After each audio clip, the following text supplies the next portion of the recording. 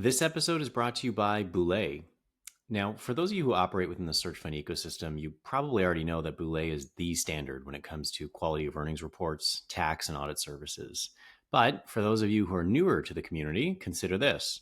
Over the past 20 years, Boulay has worked directly with hundreds of search funds from capital raise to exit, currently assisting over 150 funds in the search phase and another 125 in the operating phase.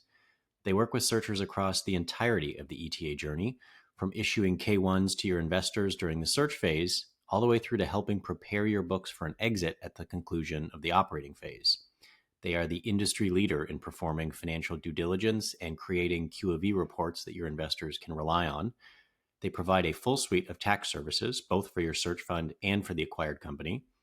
They perform the annual audits required by most debt and equity investors. And they also perform outsourced accounting services, acting as a fractional bookkeeper and controller for those companies whose needs might not necessitate full-time in-house resources. In short, you can safely assume that these guys get it. They've grown up in the search fund ecosystem over the past 20 years, and they have the reputation to prove it. To learn more, go to boulaygroup.com. That's B-O-U-L-A-Y group.com.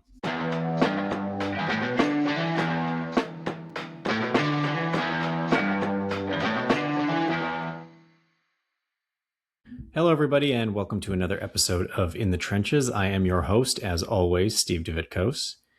When I was running my company, I recall being vaguely terrified at the prospect of falling victim to a cyber attack.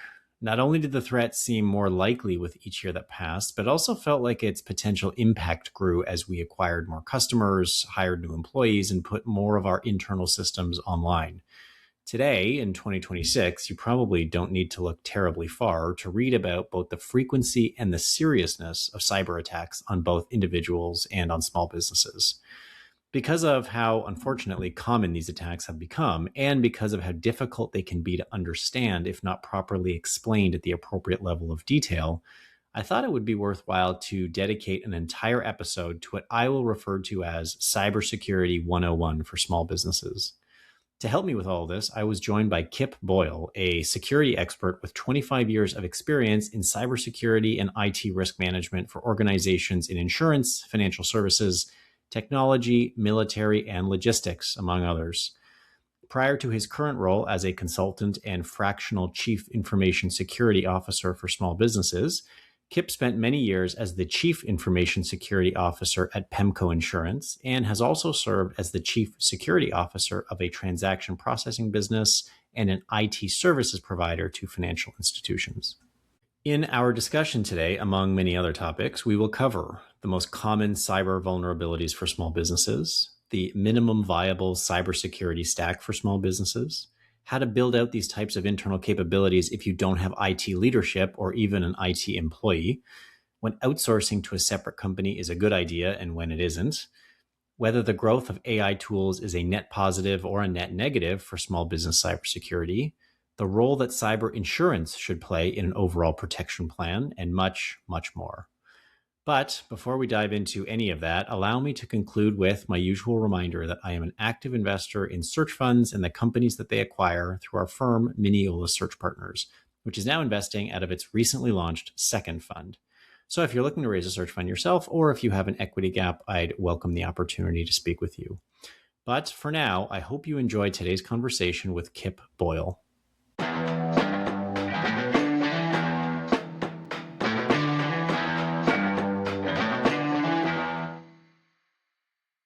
Kip, welcome to the show. Hey, thanks for having me, Steve. I'm really excited to share some information that I hope your audience will benefit from. Great. Well, we're excited to hear it. And maybe before we get there, maybe let's set the table a little bit. Tell us a little bit about yourself and your career and what you're doing today. Yeah, happy to do it. So I've been working in this, what we call cybersecurity now for a while. It started when I was in the Air Force way, way back in 1992. And I was a captain in the Air Force.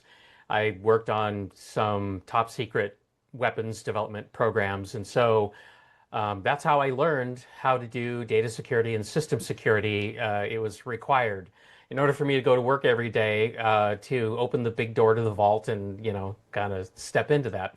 Uh, More recently, after I left the Air Force, I was the Chief Information Security Officer at a regional property and casualty insurance company called PEMCO, based here in Seattle. And in 2015, I founded my own company called Cyber Risk Opportunities, and I've written a couple of books. So one of them is called Fire Doesn't Innovate, and that book treats cyber as a business risk. So I wrote it for senior decision makers who need to understand what is this cyber stuff that everybody keeps talking about, and more importantly, what do I do about it, or how should I think about it? So there's that, and then I have another book coming out this fall. It's called Gears Don't Guess, and the whole point of that book is to help the same audience answer the question, what do I do about AI? Like, is it okay? Is it not okay? When is it okay? When is it not okay? Um, and so, yeah, so I guess, if I have a superpower at work, it's helping non-technical leaders understand this sometimes very technical cybersecurity stuff. And I think the bottom line is you don't need to understand it. You just need to be a good manager. Yeah, yeah, good. We're going to get into all of that. Before we do, just curious, I mean, we're speaking to a group of entrepreneurs here, and so I can't help but ask what compelled you to take the entrepreneurial leap? You were a C-suite executive at a large insurance company. That's often not the hotbed of entrepreneurship, to maybe put it lightly. And you decided to hang out a shingle and do your own thing. I'd love to just kind of understand how you thought about taking the plunge, so to speak. Yeah. Um, I I think the most direct line I can trace for you goes back to an educational opportunity that the insurance company gave to me. At Seattle University, they had an executive leadership program, which is a 2-quarter certificate program. And if you wanted to go further, you could get a MBA, but they sent me to the first 2 quarters to get that certificate because I grew up well. When I say grew up, I mean like professionally, I grew up in the systems world. But when you're operating as a senior decision maker, you need more than, the technical expertise that you gathered, right? You really need to flip the way you see the world at work. And so that course was a really important formative experience for me. And one of my big takeaways from that is impact. How can I have the greatest impact? How can I help the most people? And I realized that when I was about 7 years at the insurance company, I was a little bit burnt out, and so I just started asking myself, how can I have more impact? And I kind of always wanted to have my own business, just as a kind of a itch that I'd always wanted to scratch. So I thought, well, let's see if we can put those two things together. And Mhm. 11 years later, it seems to be working. Love it. Love it. Okay, so like we discussed before we hit record, generally the folks listening to this will be small and medium-sized business CEOs, Hmm. or those looking to become a small or medium-sized business CEO. Yeah. Generally speaking, non-technical, but of course there's likely to be exceptions with to that. Where I want to start is with a batch of questions that I might loosely describe as like cybersecurity 101. Let's kind of start with Hmm. the basics, the must-haves, the fundamentals. So, given your experience working with the large number of businesses that you've worked with, if you look at like a typical small or mid-sized business, are there a handful of common cybersecurity vulnerabilities that you encounter? And are there any that tend to be like particularly acute in terms of the risks that they present? Absolutely. Well, first thing I think I should preface my answer by saying cyber's a dynamic risk. It's not a static risk. And this is one of the big takeaways from my book, Fire Doesn't Innovate. And it's really important for senior decision makers to understand this because um, just when you think you've got it all dialed in, some cyber criminal will find a new way to mess with you Right. and you won't have it dialed in anymore. So you need to expect and be okay with an ever-raising bar for how you need to protect your organization, your digital assets, which would include your money, your reputation, and so forth, right? So I just wanted to, before I start talking about specifics, I wanted to make sure that that big picture piece is out there so that you can contextualize this. So Makes sense. we're actually in a good shape, in a good position, because when I first started working in cybersecurity, nobody really knew what worked. Like, it was just sort of like folk art. We were just like, just try to figure it out. And it wasn't that there was like nobody smart. There were lots of smart people, but what we have these days is data. And so the answer I give you today is going to be based on rigorous data. So Marsh, it used to be called Marsh McLennan, is an insurance broker, and they've studied thousands of companies, and they actually modeled cyber as in the same way that an insurance company might model hurricanes, right? So, in other words, super sophisticated. And so let me tell you some of the big gaps that they've identified. The one of the Okay. first ones is identity. In other words, how do you know that the people who are accessing your digital assets are the people who should be accessing them? And this goes back to phishing, goes back to stolen accounts, uh, stolen passwords. Most of the problems that we deal with today is around bad assumptions about who's in our systems, and so a lot of it has to do with identity. And I would Hmm. say everybody's heard about multi-factor authentication a lot. Well, that's really where it's at. And so that's, I would say that's the number one thing, is a lot of organizations of the size that we're talking about are very hesitant to turn on multi-factor authentication because they think it's going to turn them into a bank and they won't be able to get anything done. They'll be all Hmm. process bound, just authenticating all day long, but never being able to get any work done. And trust me, I've talked to plenty of people in this situation, and I'm giving you the polite version of what I often That's so hear. surprising because as someone who uses multi-factor authentication myself, I appreciate that it takes like, yeah, I don't know, a couple seconds to do. Well, that's because you have taken the time to do it. But for people who don't do it, it really just sort of has this connotation of, well, uh, when you go to the airport to get on an airplane, you know you're going to have to go through that gauntlet called security, right? And you can pretty much bet that it's going to be a long wait. It's going to be boring as hell. You're going to get hot and sweaty. People are going to do things that are going to make you irritated. And that's what a lot of people think about when they think about multi-factor authentication. It's like, I Hmm. don't want to have to fight through the security screening process every time I just want to fricking use my computer. Yeah, interesting. Okay, so identity is number one. Yeah, I think that's number one. Again, I'm going on the data. So the next thing is an incident response plan that you've never tested. And the reason why this is important is because I see people do this all the time. They either don't have a plan at all, or if they have one, it's just sort of like one that you can wave at an auditor, or if the insurance company asks you if you've got one, you can say I do. But they don't really, it's not like a really working document. It's not really an SOP. And the thing about it is that when something bad happens, and it's going to, everyone's going to have something bad happen to them. It's just the nature of the internet these days. The last thing you want to do is have an adrenaline fueled response with no guardrails.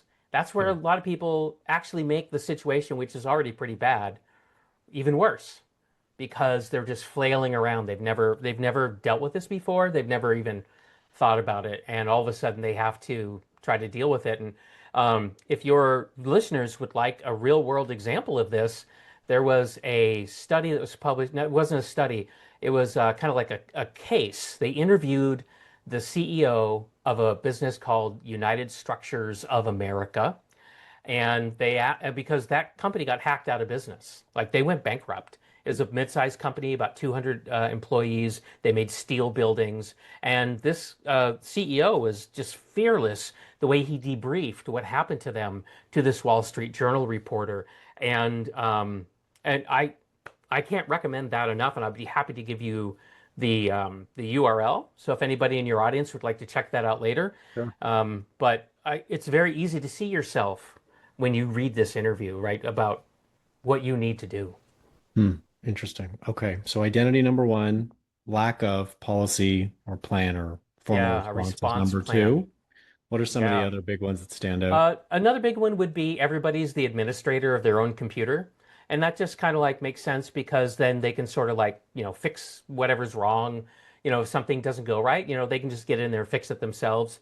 Smallish companies don't tend to have a big IT department, or maybe they don't have any IT dedicated person at all for a long, long time.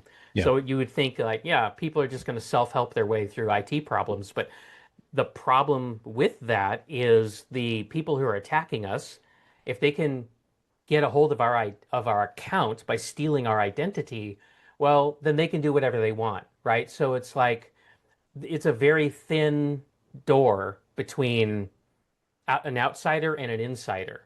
So the right thing to do is to have people log on using a non-administrative account, and you can give them credentials that will let them become an administrator for a period of time if they need to troubleshoot something or change something. They just don't want to be processing email or surfing the web while they're running as an administrator of their computer. That's a big difference. And this is one of the low-hanging pieces of fruit that I tell people is it just make that one change and it's going to cause the number of incidents you can expect to experience to go down, but it isn't going to drastically drive up your overhead.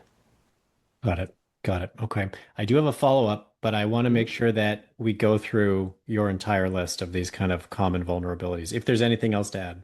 Well, the thing about it, Steve, is that the list is almost endless. Yeah. So I Yeah. don't I want to bet. overwhelm people. Let's just Okay. stick with these few things because I think they're Okay. top, right? And if somebody's listening and they're like, I don't know where to begin, pick one. Pick Yeah. one of Yeah. the few that I just gave you and just start working it and go from there. Okay, so let's focus on the three that you've mentioned. Identity, that include phishing, multi-factor authentication, stolen passwords, etc. The plan or the policy or the response document, and then the everyone is their own administrator dynamic. So in light of the fact that these tend to be rather common points of vulnerability, if I were to ask you to build, and it's an unfair question, of course, because every business is different, different vulnerabilities, et cetera. But if Yeah. we were looking at a quote unquote typical small business, if there is such a thing, and I were to Mhm. ask you, like, what is a minimum viable cybersecurity stack for a small business? Yeah. What would you put in that stack that you think is mandatory? And are there any tools that are commonly recommended as being mandatory that maybe you think are actually closer to optional? Yeah, well, there's a lot of optionality, and it's going to depend a lot on the size of your organization because there are some things that would be great to have, but quite frankly, require a full-time person to operate them. And if Right. you're not, large enough to be able to afford that, to put somebody like that on your payroll, or even to get an MSP to run it for you, then it just doesn't make any sense to even consider it, right? Yep. So first of all, multi-factor authentication, I think, is absolutely required. I wouldn't even make that optional at this Yeah. point. Um, and I'm unhappy to tell you that today, a lot of people get their multi-factor authentication as a text message, right? You log in, and then you get a text, and then you like type in or you copy that little six-digit code over, right? Well, unfortunately, that's a completely bankrupt way to do it. In other words, it used to be secure, but the cyber criminals have figured out how to hack that to death. And so, beginning this fall, Microsoft is actually turning that off, and it'll be fully turned off by February. So, Mm. whether we like it or not, we're going to have to stop using those text-based forms of multi-factor authentication, and we're going to have to use other things that are more secure, a bit more advanced, but genuinely better. Yep. So, heads up for folks. Okay. Okay.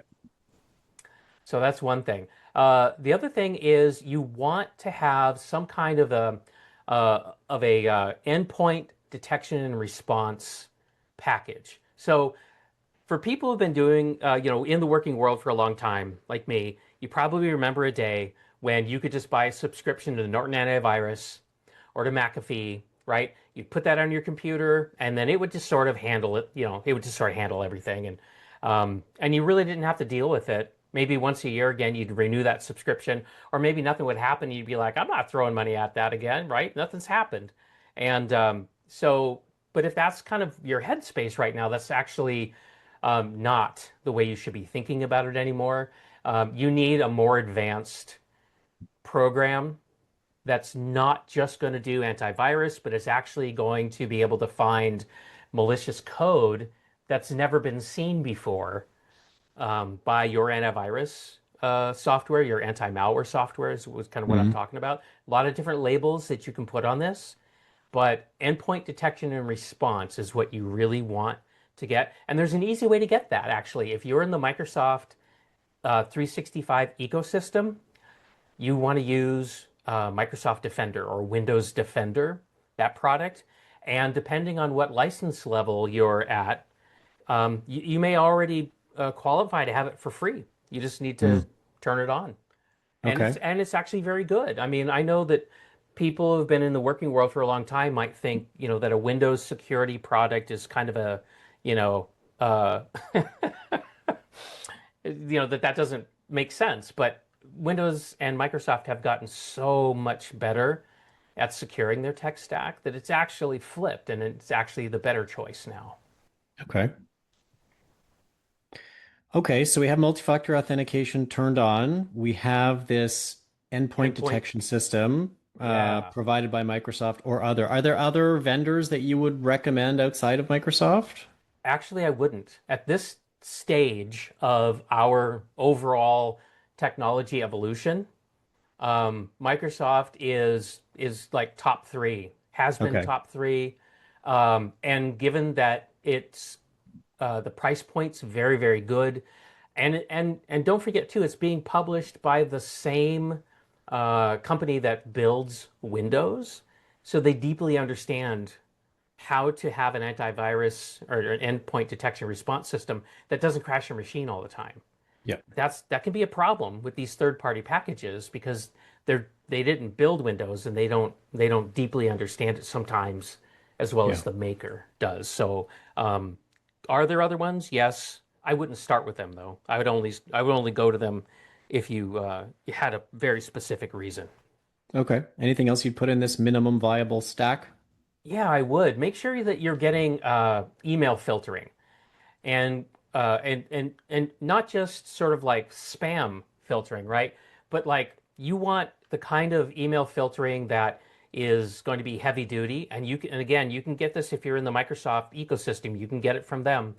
And what you really want is an email filtering where the message comes in, and if there's any URLs in the email, you want the email system to actually test each one of those URLs before it delivers that message to you because it can detect malicious links and it can tell you about them or it can quarantine them. And so that's a huge thing that you're going to want to do. If you are sending marketing messages as part of your overall sales and marketing, you're going to have to get really good at uh, at these anti-spam systems that Yeah. Google is requiring now in order to have good assurance of deliverability to people using Gmail or any of the Google tech stacks, even if they're not using a Gmail domain. And as you're doing that, protect yourself because there are some very simple things you can enable that will greatly decrease the chance that somebody can spoof or pretend to be somebody in your organization from the Hmm. outside by getting like a lookalike domain or something like that, right? So you want to get really good at email filtering, both the emails you send out for marketing purposes, but as also the emails that you receive for What do those any purpose. anti-spoofing tools look like? SPF is one of the protocols, and that's a awful little acronym. Let me decode that for you because there's some other related protocols that I should tell you about. But SPF is something. This is by the way very bureaucratic sounding, so forgive me, but it's called Sender Policy Framework. And so a bunch of really smart engineers sat down and figured out how to make sure that when you send an email, that the machine that receives it can say, "Yep, this is an email from Kip," as opposed to an email from somebody saying that they're Kip. Hmm. And conversely, also that when you receive an email from somebody, that you have some way of knowing that it came from Kip and not somebody who's claiming to be Kip. Yep. So So this sender policy framework. Now, the good news is you don't have to be an expert about this. You just need to go to your email provider, whether it's M365 or Google, whomever, right? And then you just need to talk to them about, hey, I need to get that anti-spam protection going. So you could talk about SPF, and then inside of SPF, there's a couple of other acronyms. One is called DMARC, DMARC, and there's another one too. And I'm only telling you this because you can your listeners can just you don't have to understand what these acronyms are. Just say them to your friend, the friendly nerd that you always lean on, and Hmm. they'll figure it out, okay? Yeah. And then they'll know what you're talking about. And DKIM is the other one, okay? So again, SPF, DKIM, and DMARC. Those are the Right. three that you want your nerd to turn on for you.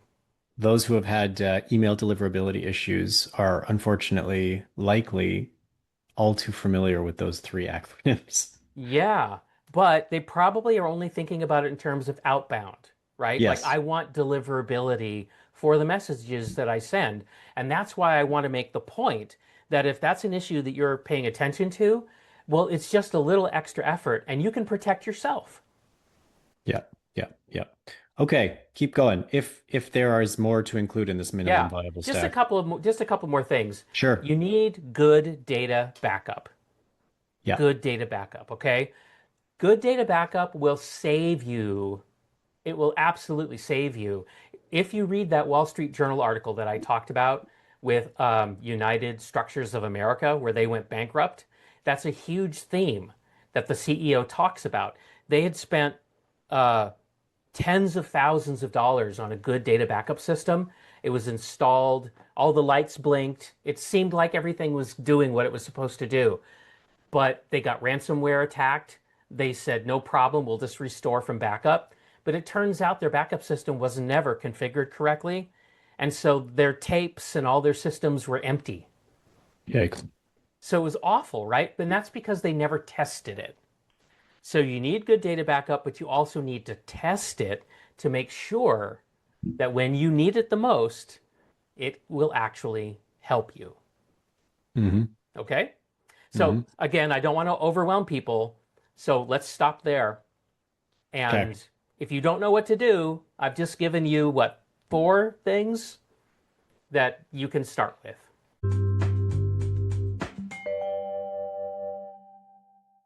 This episode is brought to you by Oberly Risk Strategies, the insurance brokerage and insurance diligence provider that's been trusted by investors, lenders, searchers, and CEOs for over a decade now.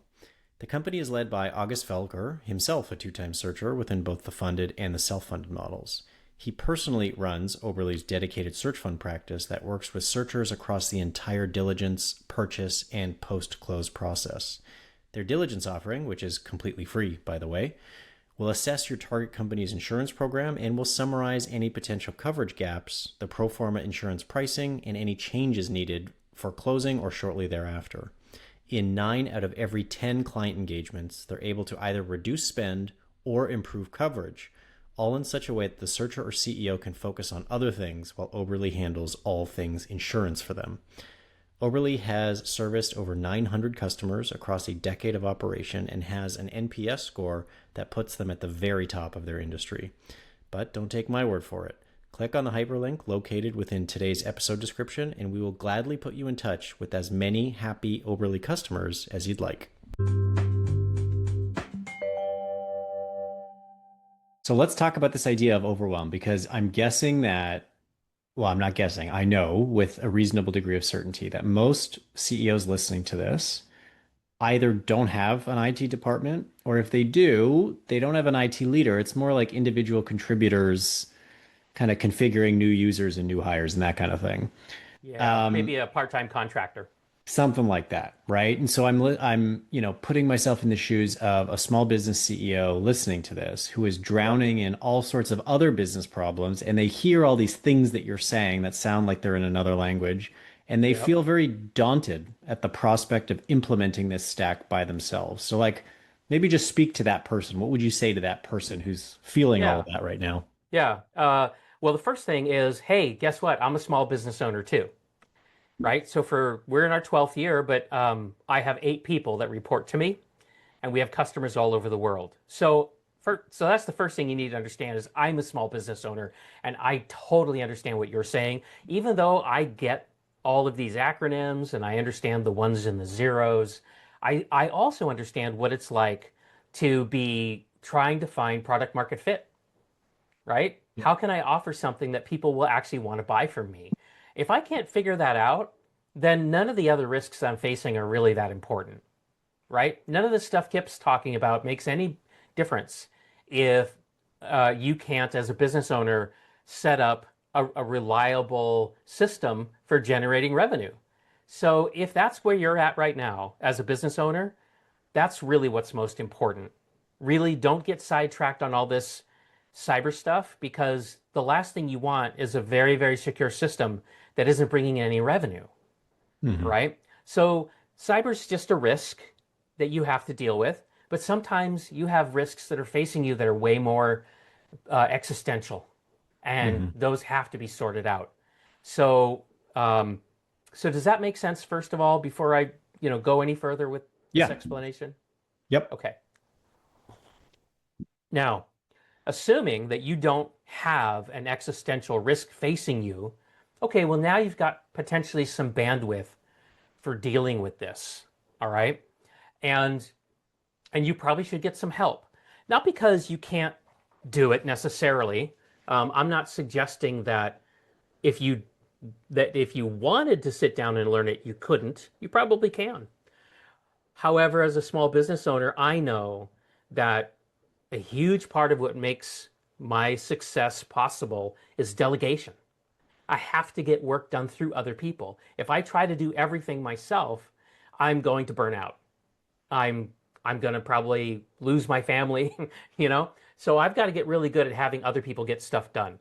And that Hmm. is how I would encourage you to think about this cyber stuff is make decisions about what, you want to do. And I've given you several already, right? Pick one and then go find somebody that you can hand it off to and say, this is what I need. And Yeah. then get it done that way.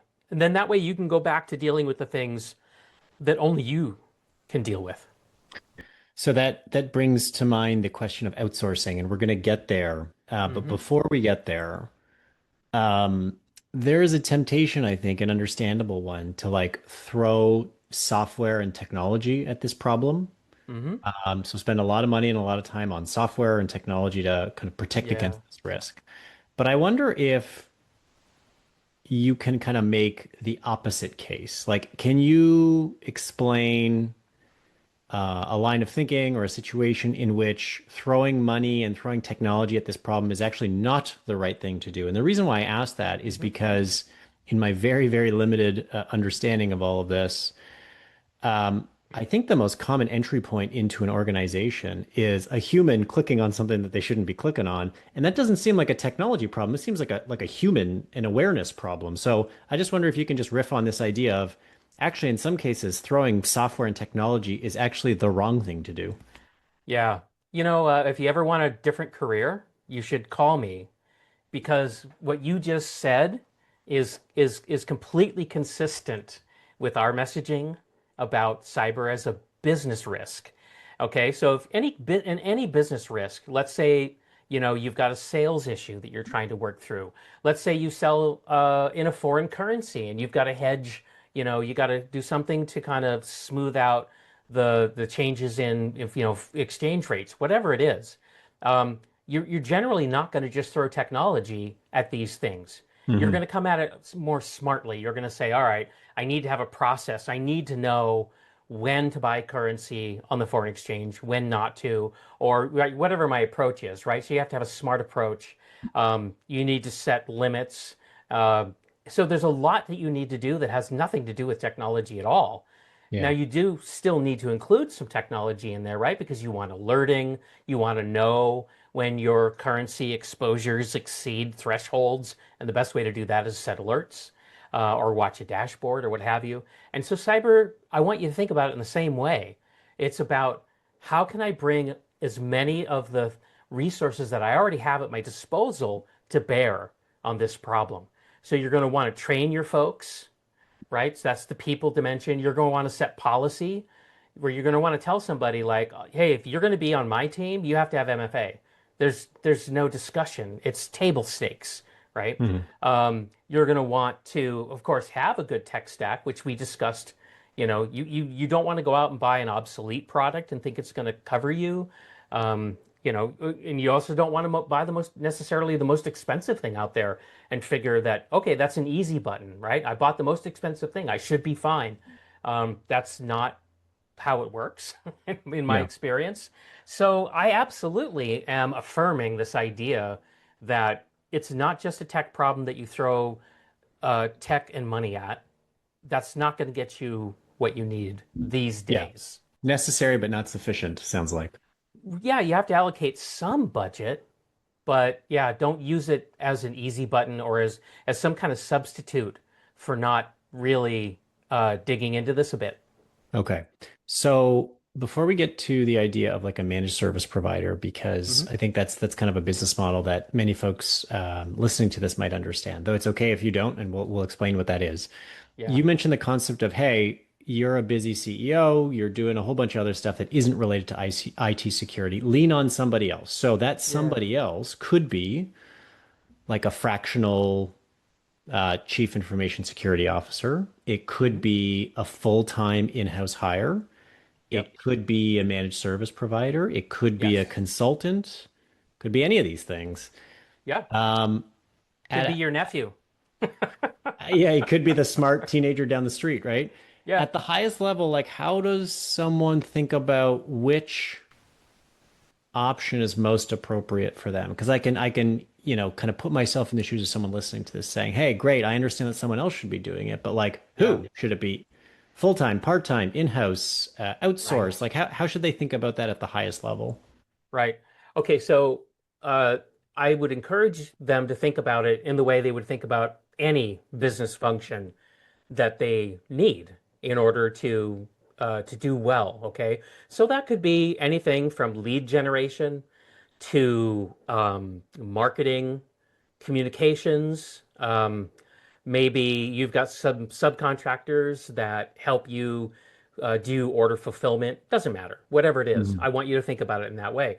And Yeah, and when you do, what you need to start with is this sense of core competency.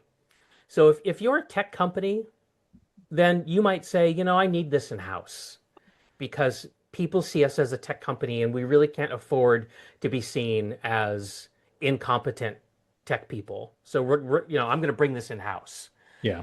Conversely, I've got a customer who is they do political campaign mailings. All right. So when you open up your mailbox during election season and you get these cardboard, flyers of different sizes, right? That's what they do. Well, it's not, tech is not core to who they are to their customers. They Right. use a lot of tech, but it's not core, right? So they may decide that it doesn't make sense to have it in-house. So I Yeah. would say that's the first thing you need to do is just get really smart about that. Now, the corollary to this is don't think for a minute that you're not a tech company because everybody's a tech company. It's just that some are more obviously tech companies than others. Can I tell you a quick story about that? Please do. I was helping a company in Eastern Washington, so I'm based in Seattle, and there are so many fruit growers in Eastern Washington, a lot of apple growers, and so I was talking to the CFO of an apple company, and having a good conversation, but all of a sudden he kind of got a far away look on his face, and I could see that he sort of checked out on the conversation. And I was like, "Hey, what's going on? Are you okay? Did I say something wrong?" And he's like, "No, it's just that I just can't believe I'm having this conversation with you because we're just farmers, right? Why am I dealing with this?" And so I said, "Okay, that's a great question. Let me ask you a question. Can you put a single piece of fruit into the hands of any of your customers without your computers being on and doing what they're supposed to do?" Yeah. And it took him a minute, but he came back and he goes, "You're right. I can't." So most every company, whether they've deliberately chosen or whether they backed into it, are highly dependent on technology to Hmm. exist. So don't make the mistake of having this identity crisis where you think tech's not that important. Yep. Yep. That makes sense. So we talked about managed service providers. It just in my experience in the small business ecosystem, I know that that's a pretty common solution for Yeah. small businesses that don't have internal IT. So it's Hmm. basically like, hey, this is outsourced IT at the risk of oversimplifying it drastically. Um, okay, so a CEO might say it makes sense for me to outsource this to a managed service provider. But even choosing among two, three, or four managed service providers can be hard. How do I know what good Oh, looks like yeah. versus less good? So, if you were kind of creating like a practical rubric for a non-technical CEO, choosing between three MSP candidates, what criteria would you be sure to include on that list? Yeah. Well, the first thing is I would want to know if they have experience working with companies like ours. Okay. So it's the difference between working with this like the political mailer type organization where tech's important, but it's not core to Yeah. who they are. Um, versus maybe you're an insure tech company because I've got customers who are. These are tech companies that sell to insurance companies, right? So they're non-regulated, selling into regulated industries, and they're coding a lot of software, but they don't really want to do their own break fix support, right? They want to outsource that. So you want to be really clear about who you are and about finding an MSP that has worked with companies that are similar to yours. So I Hmm. would I would say that's the first thing. Second thing is references. You want to talk to other customers, current customers of any of these MSPs that you're considering, and you want to ask the hard questions. Um, and then the third is whichever one you decide to go with, I would insist on a trial period. And it could be 90 days, could be 180 days. It's probably going to take that long for you to figure out whether this is a good fit or not. Hmm. But I would definitely be looking for some kind of a trial period, especially with some kind of an escape clause that says if they really, really mess up, you can just stop it like quickly, 7 days notice or something like that. Because Yeah. here's what I know about MSPs from talking to all my customers. Nobody likes their MSP. Okay, they just don't. There's always something that's annoying or not quite right, and uh, so don't go into it thinking that there's a like a there's an ideal fit out there. There's, I think you should be looking for a good enough fit. So you probably need to lower your expectations a little bit. And I just think it's just the nature of how this works. I don't think it's because people are behaving badly.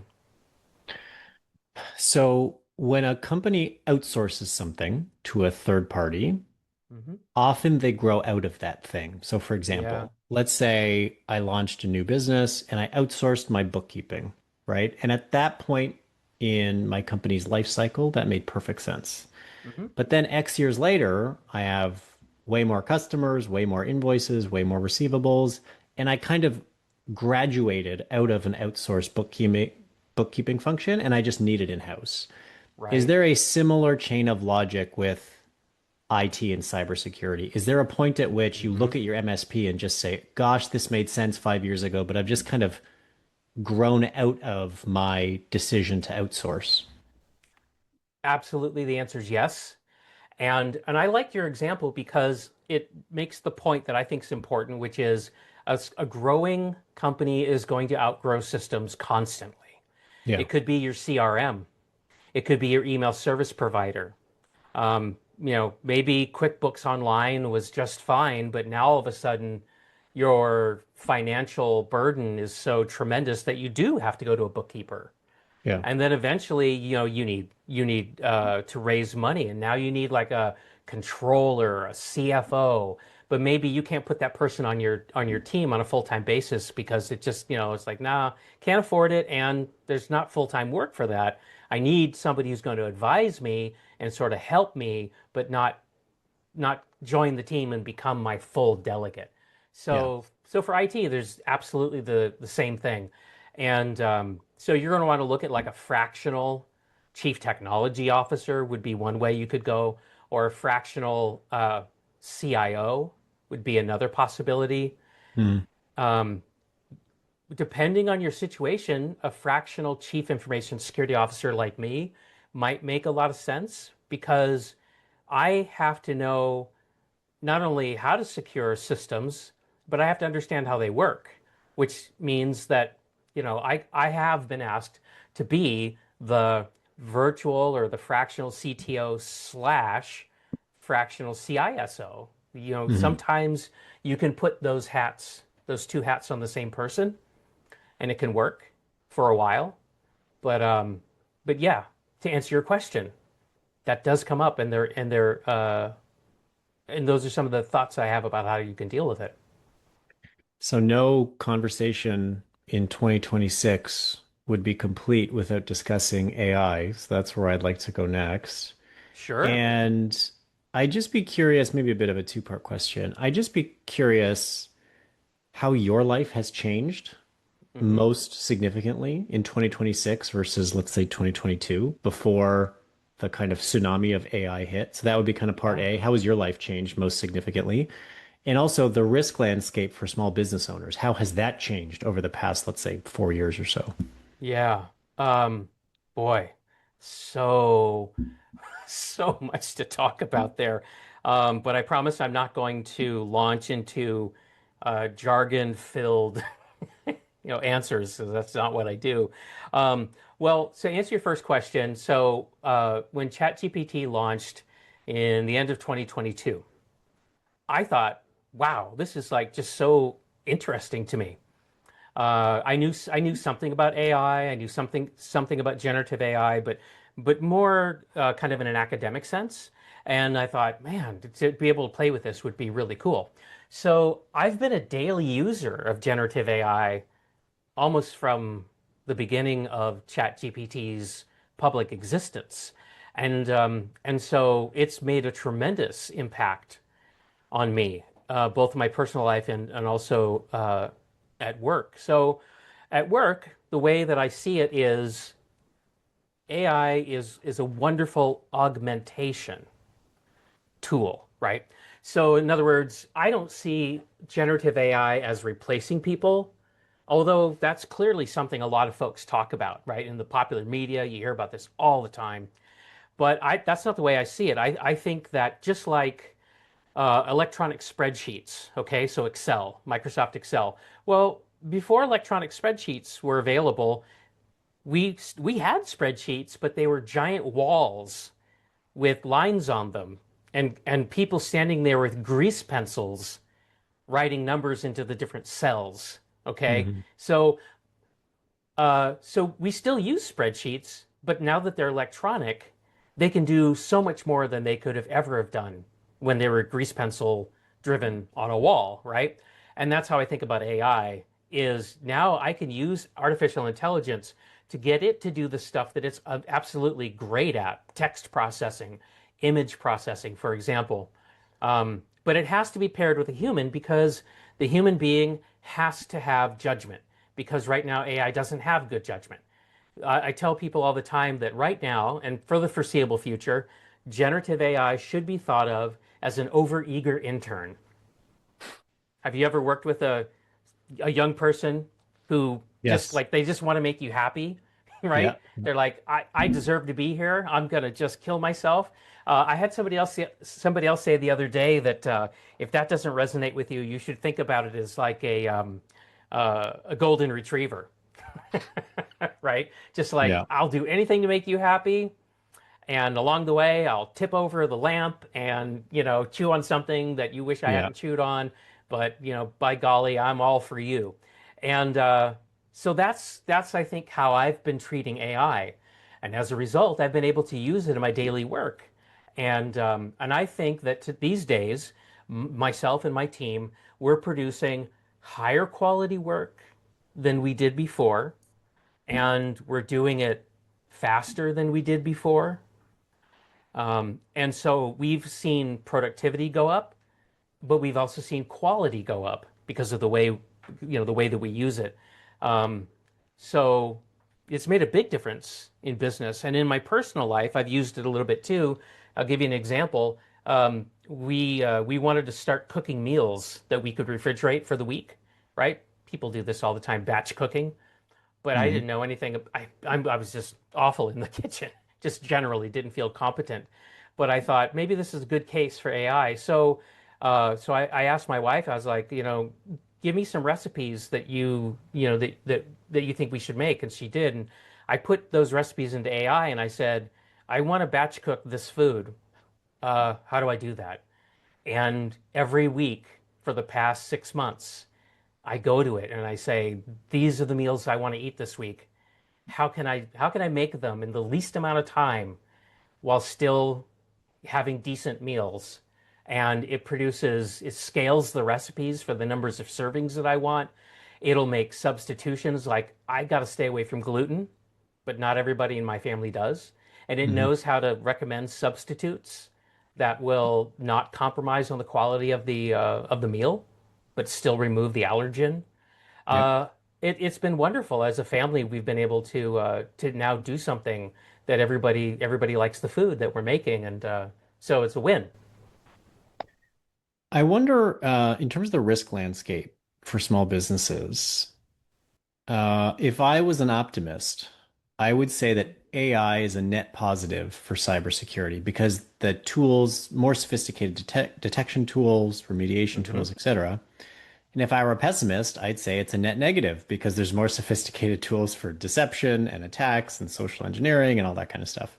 So Yep. where do you shake out on this? And maybe there just isn't a clean answer to it. But is AI a net positive or a net negative for cybersecurity specific to small businesses? I think there's a bigger picture that I have to reference in order to answer your question. Um, AI is a tool, and anytime the cyber attackers get their hands on a tool that's new, they will develop capabilities that cybersecurity people will have to figure out how to respond to. It's a cat and mouse game, and it's been like that for a long, long time, going back to the 1980s, actually. Um, and so even though AI is novel, because it's such a general purpose technology, um, it's just the latest in a long line of tools and innovations that have made the criminals more competent at what they do, and that we have to then figure out how to catch up with. And I'll give you an example of something that has nothing to do with AI that'll help make this point. So, in the criminal world, um, maybe we'll call this the dark web, okay? Hmm. And I say that loosely, but in the dark web, the criminals have borrowed our business models, and they have organized themselves to be highly specialized. So if I wanted to launch ransomware attacks, I don't have to be technical. All I have to do is I have to find somebody on the dark web who will sell me a license for malware. And I have to give them 30% of every ransom I collect, but I get to keep 70%. And if you can sign up for a Netflix subscription, you can do this. So they have borrowed genuine innovations from the business community and used it to scale themselves and to steal more money than ever. What what role should insurance play, and specifically cyber insurance, in an overall protection plan? I wonder, like, what do you think it does particularly well, and maybe where do people tend to maybe overestimate the role that it can Hmm. play? Yes, you should have cyber insurance, first of all. All And it right. is getting increasingly expensive, Well, as seemingly, you know. yeah. So, first of all, I should tell you that I've got a lot of experience helping companies of all sizes acquire cyber insurance and renew their cyber insurance. So I sit next to them as they're going through the process, and I've seen all kinds of really interesting things. But one thing that I want to share with your audience is that um, the difficulty of getting cyber insurance and the amount that you're going to pay for a policy goes up and down over time. So, like right now, as we record this, the market for cyber insurance is considered to be soft, which means it's relatively easy to get coverage. Hmm. But about 2, 3 years ago, the market was considered to be hard. It was difficult to get coverage, and if you could get coverage, it would cost a lot. Now, the reason for that goes back to, oh, there's probably a lot of reasons, but a big reason goes back to what I was saying before, which is cyber is a dynamic risk.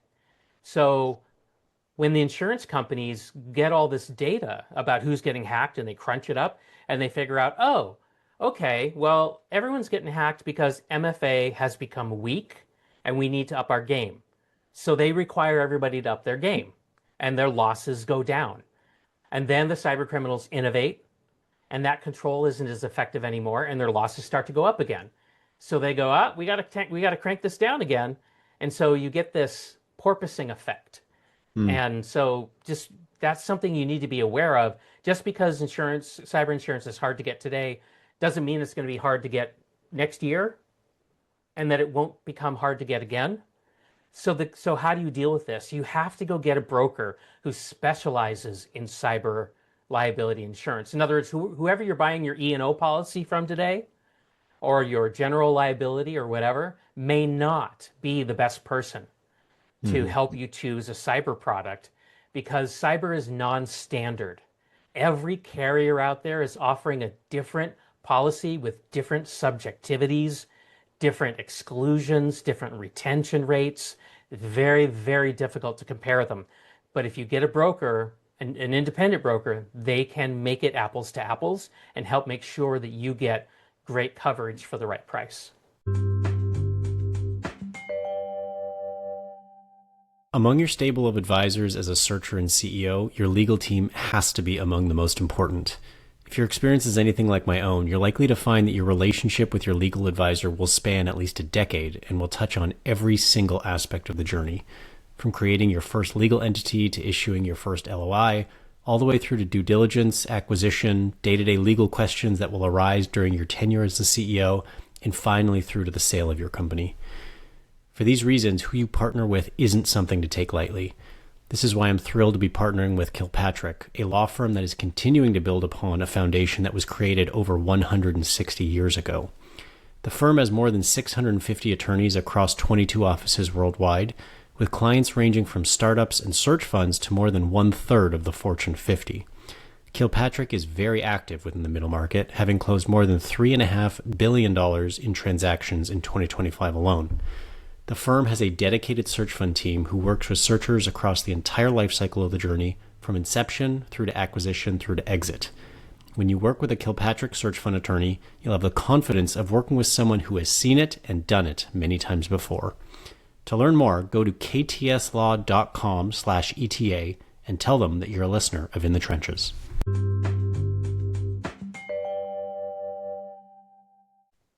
Where do you stand? This is a very specific question. Where do you stand on passkeys? Because I know a lot of technology providers are kind of pushing this as a more Uh-huh. secure alternative to passwords. And you mentioned stolen passwords as like Yeah, one of the primary vulnerabilities. Does this that's right. strike you as like a helpful and constructive point of progress? Is it overhyped? I'd just like to hear your opinion on those. Yeah. Like a lot of things, it's a little of both.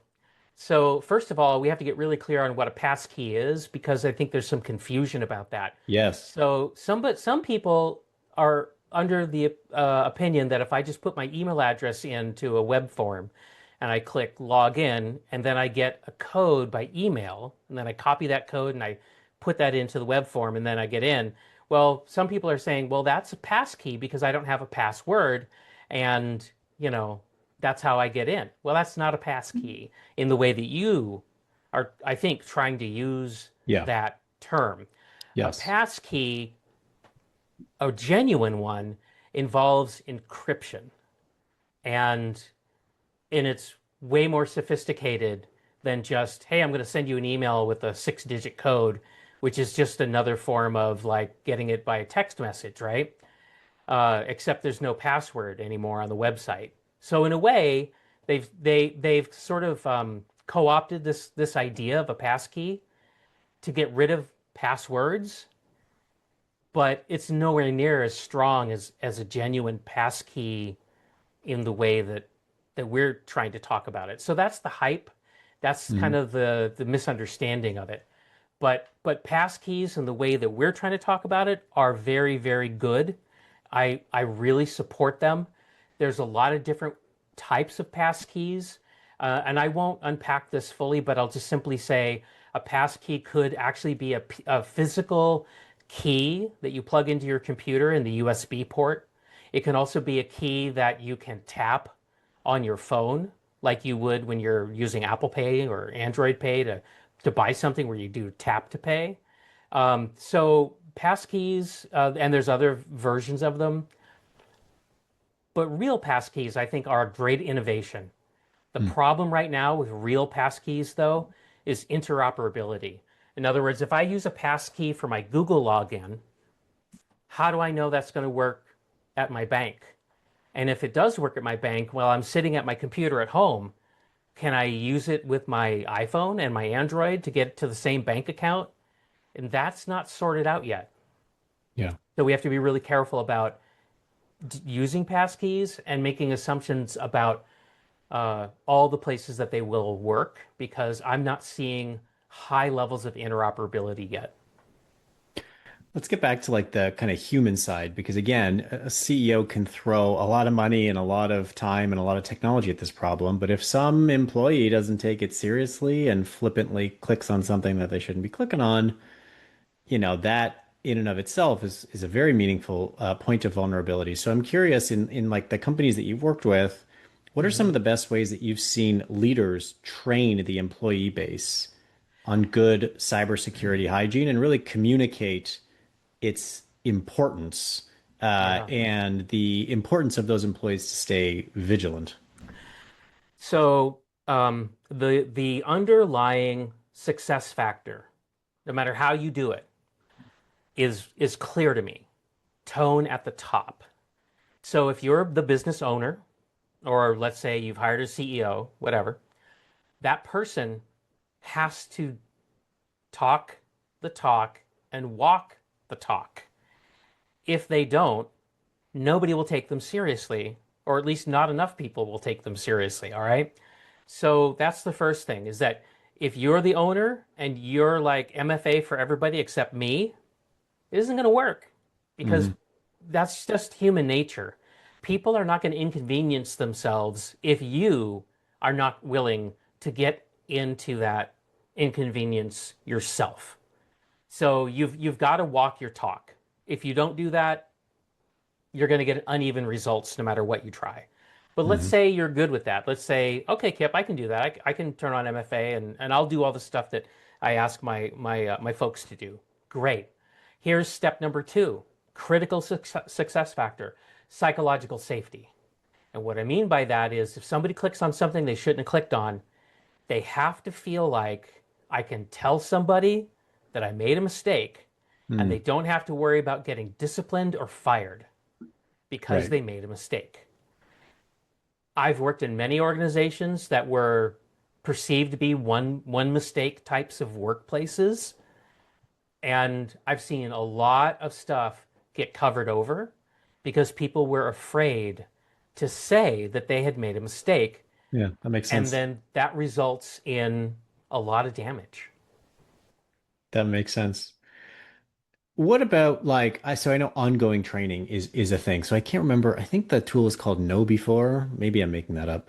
But That's a they very basically popular one. yeah, they basically send what I will kind of imperfectly refer to as fake emails to basically just to see if employees actually click on these things. Right, right. Um, where do you stand on other companies will do quizzes or surveys that people have to fill out every quarter, for example.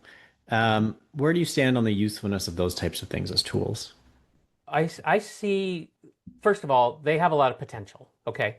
As a category, they have a lot of potential. What I see a lot of people do is they use them in a more performative way. In other words, I've got this requirement to train my people. Maybe that comes from a regulator, maybe it comes from a customer, wherever it comes from. And so they'll get a subscription to a service like KnowBe4, and they'll use it in its default configuration. they'll check the box and they'll get on with their day. Now, that's the functional equivalent of something we talked about early on, which is throwing technology and money at a problem and ignoring the people and the process and the policy aspects of it. Yeah. Because there's been so many scandals, and this isn't just scandals in the cybersecurity space, but there's been so many scandals about people who have to take mandatory training where they have it running on a second monitor Yeah. Yeah, of and course. they don't pay attention to it Yeah. because they just want that checkbox because I they mean, I know would in their imagine that's the culture. default. Yeah, because they know they know that this thing isn't serious because the tone at the top sent no signal that it was serious. It's just a thing I have to do in order to be able to continue to collect my paycheck. So that's where those tools are not very helpful. Mhm. Are they going to let you check that box? Yes. Are they actually going to make a difference in your actual risk that you face every day when you open for business? Probably not. They're probably not going to Mm. make enough difference for you to count on them.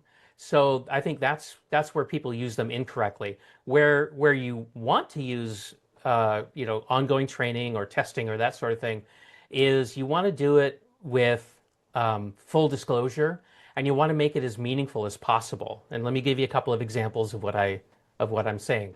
So um, instead of having people watch a generic cybersecurity video that doesn't have anything to do with your organization, you might just want to make a 5-minute video, post it on YouTube as an unlisted video, and just say what it is that you want, and then require people to watch it or play it at an all hands meeting or something like that.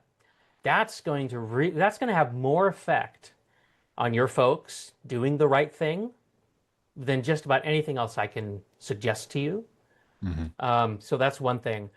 Um, Now, on the testing, there's a lot of really awful stories in the news about these phishing tests gone wrong. Have you ever seen them? I don't think so, no. So I'll give you a good example. So the people in IT who typically run these things um, will sometimes send out um, emails and their goal is they want to catch people doing bad things and they want to punish them. So it's a very punitive sort of a thing. And so they'll send out emails like, "Hey, everybody, we've just the company's just declared a big bonus. Click here to tell us where you want your money deposited or whatever." And people get excited about that. Who wouldn't, right? But it was a trap. And when you run your test program that way, all you're really doing is pissing people off and eroding their confidence and trust in management. You don't want that. So the better way to do it is to tell people, hey, yeah, we send these emails out. We're not testing you, we're testing the controls that we use to keep these things out of your inbox. So if you see one, just report it. And if you click on one, no one's going to get in trouble. We just want to have a conversation with you about why you clicked it, because that'll help us do a better job of keeping this stuff from showing up in the future. Mhm. So, do you see the difference there? I mean, I hope I've done a good job of describing the bad way and the good way. Remote work and companies that operate purely remotely are certainly more common today than they were 5, 6, 7 years ago. If you were advising two otherwise identical companies, but company A was 100% in office and company B was 100% remote, are there any differences in terms of how you would work with them, major points of vulnerability, major strategic decisions? Like what really Mhm. differs between company A and company B? I work with all kinds of different sizes of companies, and also some companies that are in the bucket A and bucket B, as you kind of described them. And there's a lot of companies that are hybrid, so they come in all kinds of shapes and sizes. There's actually some advantages to being a fully remote organization, and there are some disadvantages to being what I would call a legacy organization, where everybody works in an office building. Let me tell you what a couple of them are. So, and by the way, I should let you know that my company, we are all remote. We're all virtual. We don't have an office that people go to. So Mhm. so I'm talking from experience, not just with customers, but myself. So if you're all remote, there's no local area network. There's no central place to attack you. Mhm. All right. So a lot of these cyber attacks happen against companies that have legacy networks because they're pretty easy to exploit if they're not buttoned down really, really well. Um, if you're a cloud first company, you have no legacy hardware, no legacy local area networks, and you're fully distributed, fully remote, then it's like, how do I attack that? It's not as obvious. Not to say that it can't be done, it's just different, right? So I'm probably gonna like if I know that, if I can get Kip's account, then I can do a lot of damage, right? I can steal a lot of money because I can get Kip's bookkeeper to send me some money in a business email compromise. Yeah. Well, it just requires a little bit more effort, but it's different. So my point is that how you protect yourself is going to vary in part on whether you're a traditional in-office organization or a hybrid or all remote, or whether you're cloud first or cloud exclusive or hybrid. There are nuances to each one of those situations that you would need to examine and make sure that you're paying attention to. So I think that's the big takeaway from your question Mhm. is it's really gonna vary. Okay, so let's put ourselves in the uncomfortable position of the nuclear scenario. So let's imagine a CEO learns tomorrow that Hmm. their company has suffered some sort of serious breach. What should they definitely do during the first hour, first day, first week? And maybe conversely, what should they definitely not do during that period of time? Yeah. Okay, so in the first hour, the most important thing is try not to panic. That's really easy for me to say, but if you don't have a plan that you've rehearsed, you're probably going to panic, right? Because the adrenaline's going to just dump into your blood and the Yeah. cortisol and everything, and you're going to feel more alive than you've felt in months because everything you've built is at risk and you're feeling it in your bones. I get that. But it's when you let your lizard brain, the amygdala, the center of the fight or flight response in our primitive brain stems, when you let that thing take over and you keep goosing it with caffeine and energy drinks, that's not a good place to be because the that part of your brain when it activates actually shuts off your prefrontal cortex, and this is the part of the brain that actually makes sound, rational decisions. This is the part you want to have on when you're in a situation that might be the fight of your life, right? Certainly the fight of your firm. So don't panic. Don't destroy evidence. So if you've got a machine that's infected with ransomware or something like that, don't just start. Let's wipe that machine, let's reload it, and let's get it, back up and running. I understand that that's the temptation. That's kind of the muscle memory from 15, 20 years ago. Oh, we got a virus. Let's just scrub it off and get Joe back on to task. But don't do that because without that evidence, it may be very difficult for you to figure out how to recover because the malware these days is just so much more sophisticated. Okay, so don't panic and don't destroy evidence. Your very next move is you want to call your incident response team, whether that's internal people. If you have a cyber insurance policy, you want to call them. And Hmm. one of the wonderful things about cyber insurance is the team of people that you want to call on in an incident are on retainer with your insurance company at preferred rates. So you want to call your insurance company. It's not like calling your auto insurance company where you're like, I think I got into an accident, and all of a sudden your rates get jacked up, right? Cyber insurance, cyber insurance doesn't quite work that way, but you're going to want to call them because they'll give you a data breach coach. They'll send a digital forensics team to get that evidence. You'll be put in touch with an attorney who can help you figure out if you've got some legal liabilities, if you're going to have to report to regulators, if you're going to have to send notifications.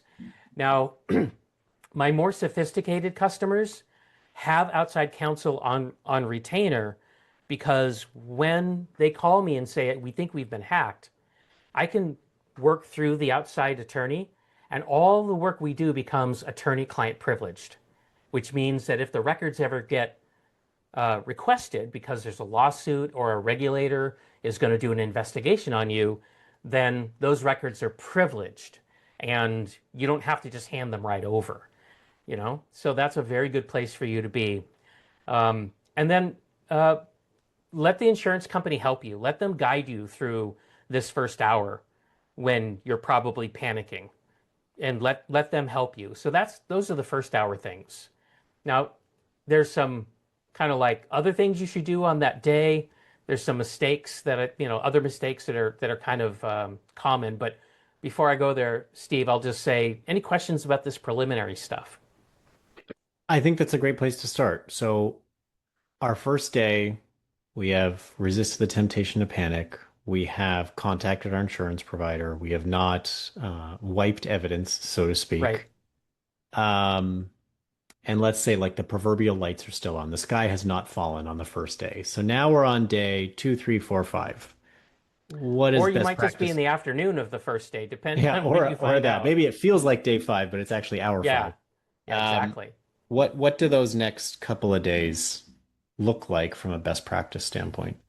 So a big priority is going to be to contain what's going on and eradicate it. All right. So containment would mean, if let's say it's ransomware, because that's really very awful. Um, can you keep it from spreading to other systems that it hasn't spread to yet? All right. So you want to contain it. We know from research studies, very good ones, that the more containment you can get on an incident like that, the lower the money amount is going to be that it's going to cost you to clean up and recover. So containment's really important.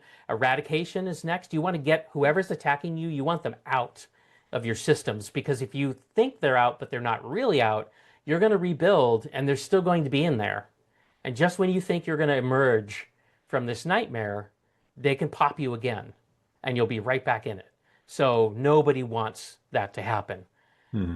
You're going to want to make notes. Everything that you talk to somebody about, you're going to want to write a note. Called the insurance company this day, this time, told them I need help. I may have a breach, right? You don't need to write a diary, but you do need to keep a written record of the major things that are happening, because that's going to become evidence later on. Depending on how bad this is, you may need to be able to review with an attorney or a regulator or your biggest customer, this is what we did. And to show that you were reasonable. Nobody expects perfect cybersecurity these days. The Federal Trade Commission is on record now for over 20 years. They don't think there is such a thing as perfect cybersecurity. They just want to see us behave reasonably. And so that's where this advice that I'm giving you is coming from, is don't try to be perfect. Just try to be reasonable, okay? You don't want to go public with this stuff until you know what's going on. So if you're an organization, let's say you sell business to consumer, and you have a high profile, you're very well known, you need to get your PR team, your external comms team, and your internal comms team. You need to spin them up, because you are going to run some reputational issues if the word gets out that you've been hacked, but nobody knows anything about it. Because people are always going to assume the worst, okay? So if you're a sophisticated risk manager, your comms teams already have holding statements that they can use, telling internal people, don't take a picture of that ransomware note on your screen and post it on social media. And also telling news reporters or anybody else who might call you, hey, we have an incident, we're working it, we're aware of it, we'll keep you updated.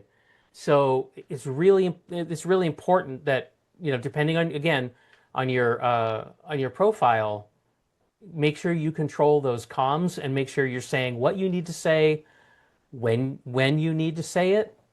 And this is another great example of how these cyber issues are not just all about technology.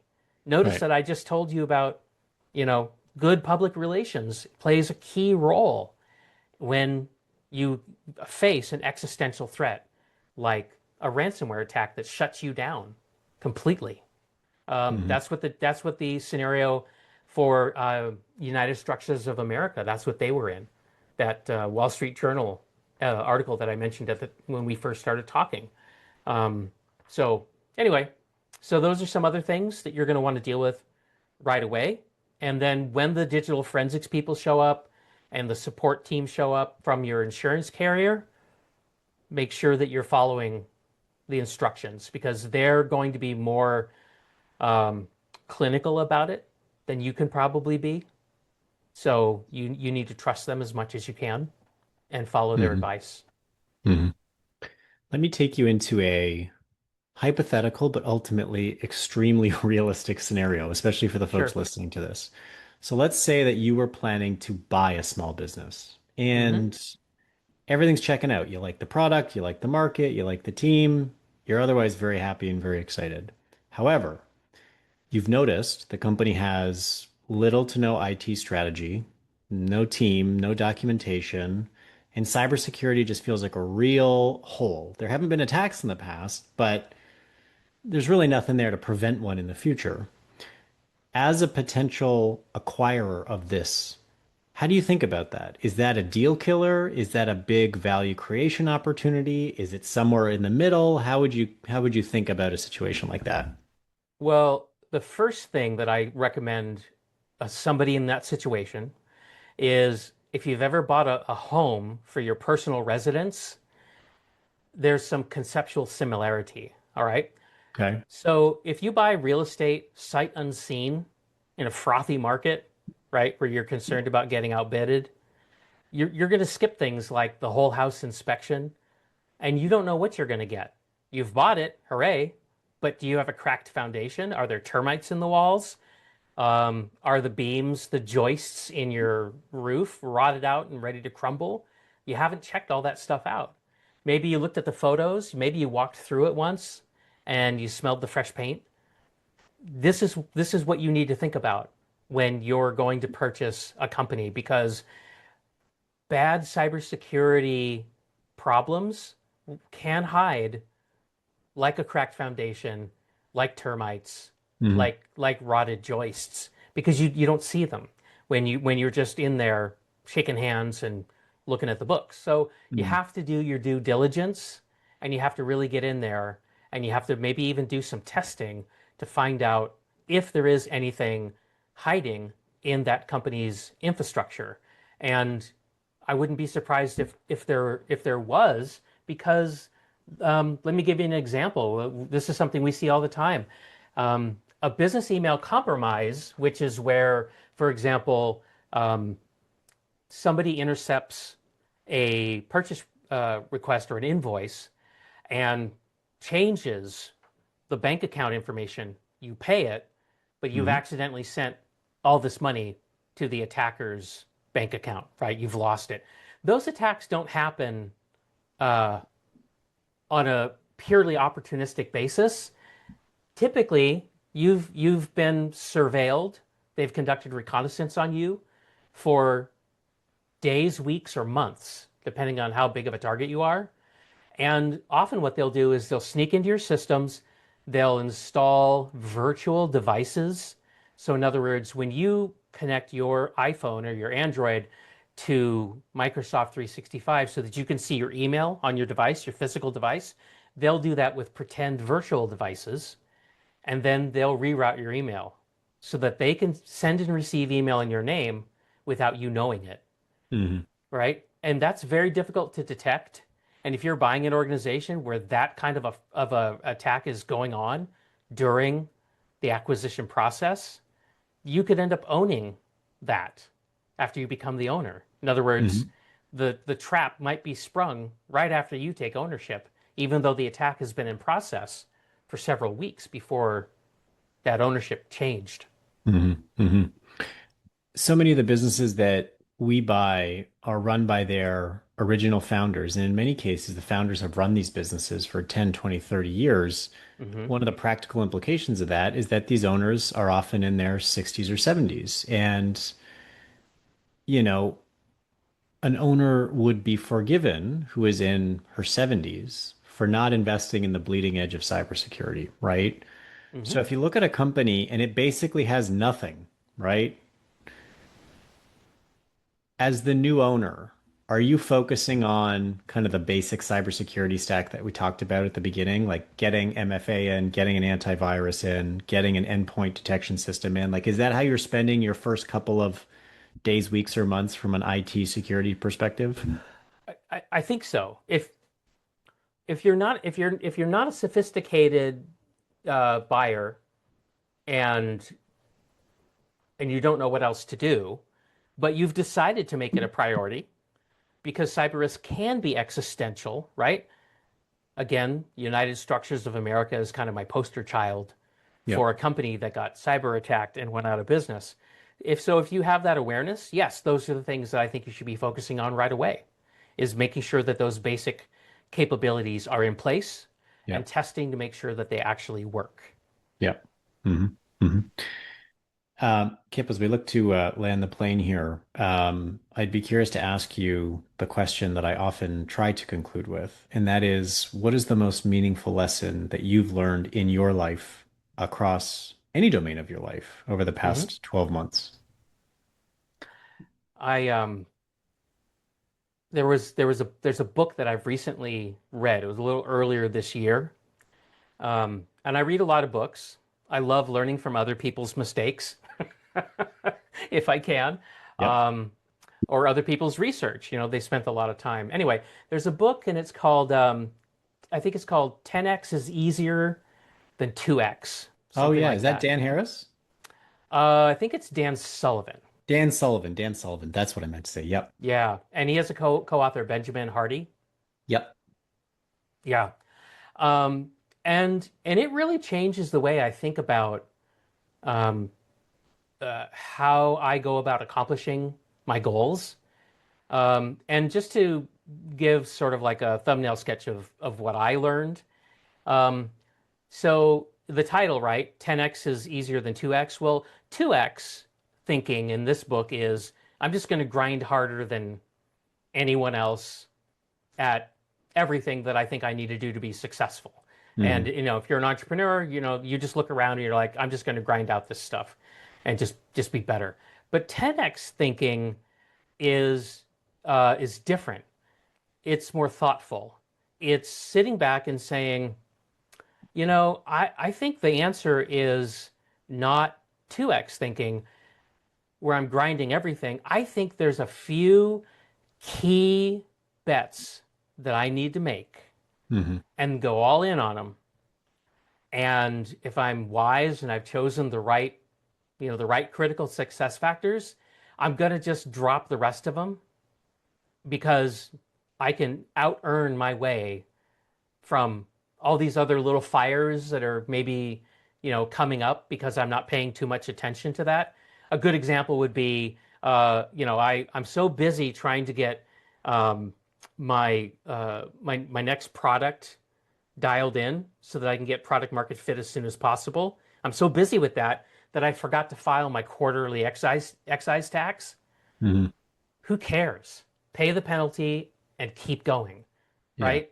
I mean, nobody likes to spend money on a penalty because they failed to, you know, file a tax report, but don't get it twisted. It's Yeah. way more important that you get this product market fit thing figured out than it is that you're hovering over these, you know, reporting deadlines that you absolutely have to deal with, but that's not that's not a critical success factor. Yeah.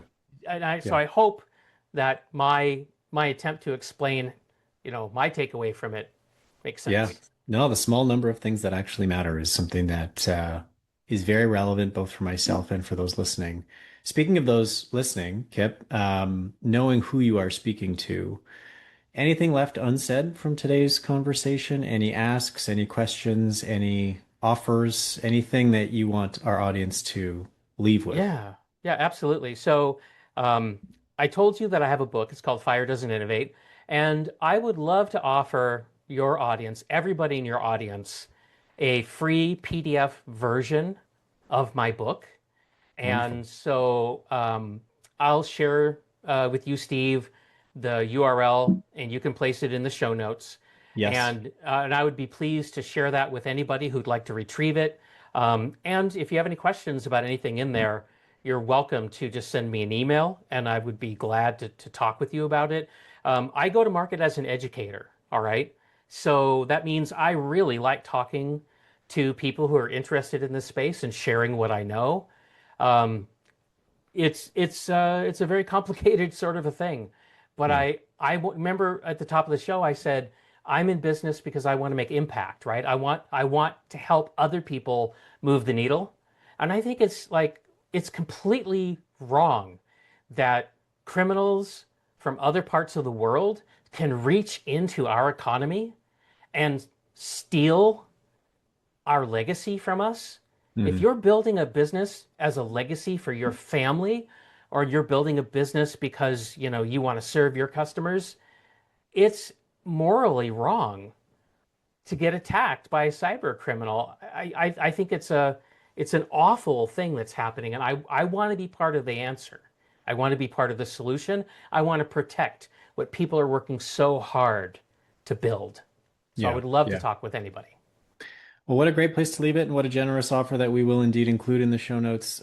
Kip Boyle, thank you very much for your time. We enjoyed speaking with you today. You're welcome, Steve.